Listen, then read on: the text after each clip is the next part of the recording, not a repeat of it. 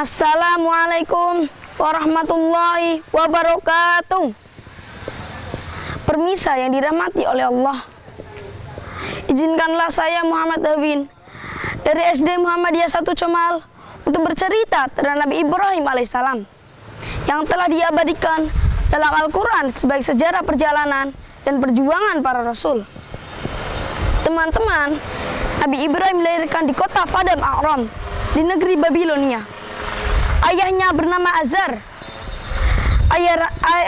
Raja Namrud, ayah Nabi Ibrahim, bekerja sebagai pembuat patung atau berhala. Patung-patung tersebut disembah dan dipuja oleh seluruh penduduk Babilonia, termasuk Raja Namrud sendiri. Bayangkan teman-teman, patung kok disembah, naudzubillahi min dzalik. Pada suatu malam, Raja Namrud mimpi. Seolah-olah mimpinya ada seorang anak laki-laki yang mengambil mahkotanya. Kemudian Raja Namrud memanggil seluruh ahli nujum atau peramal untuk menafsirkan mimpinya. Para ahli nujum tersebut menafsirkan mimpinya dan sepakat bahwa nanti pada suatu masa ada seorang anak laki-laki yang menghancurkan kekuasaan Raja Namrud. Akhirnya, apa yang terjadi teman-teman? Mendengar berita tersebut, Raja Namrud khawatir sehingga mengeluarkan undang-undang untuk membunuh semua bayi yang lahir laki-laki. Waktu itu, istri Azar sedang hamil tua. Ketika ketakutan, istrinya disembunyikan di sebuah gua. Di dalam gua tersebut, Nabi Ibrahim dilahirkan sampai Ibrahim menginjak remaja. Pikiran Ibrahim sangat cerdas karena mendapat bimbingan langsung dari Allah Subhanahu wa Ta'ala. Beliau seorang calon rasul untuk kaumnya. Suatu saat, Ibrahim bertanya kepada ayahnya, "Siapakah saya? Dari manakah saya? Siapa pula yang menghidupkan saya?" Tetapi ayahnya tidak dapat menjawabnya. Kemudian Nabi Ibrahim mencari jawabannya sendiri dan mulai berpikir tentang Tuhan. Suatu ketika dia memperhatikan alam semesta. Waktu siang terlihat matahari bersinar terang, besar. Ia berkata, "Inilah Tuhanku." Setelah malam tiba, Ibrahim kecewa karena matahari terbenam, matahari hilang. Malam hari berganti bulan dan bintang bertaburan. Ia berkata, "Inilah Tuhanku." Setelah pagi, bulan dan bintang juga terbenam, berganti matahari terbit kembali. Sampai akhirnya Nabi Ibrahim berkesimpulan bahwa Tuhan yang sebenarnya adalah Allah Subhanahu wa Ta'ala. Sesuai dengan wahyunya yang berbunyi, "A'udzu billahi minasyaitonir rajim.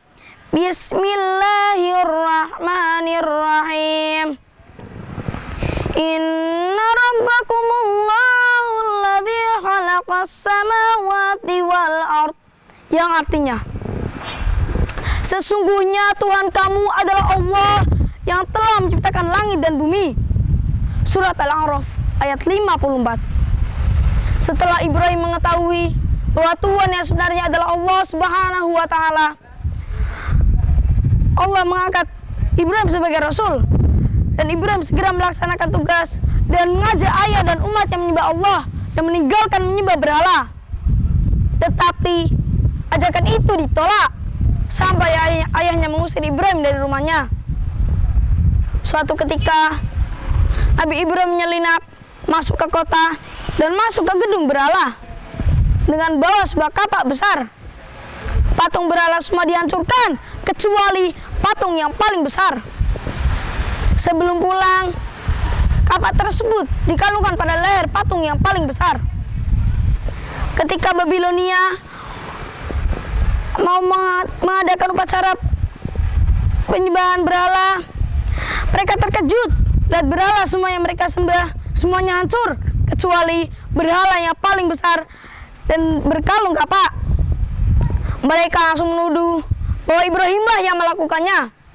Raja Namrud juga marah dan memerintahkan prajurit untuk menangkapnya dan menghukumnya.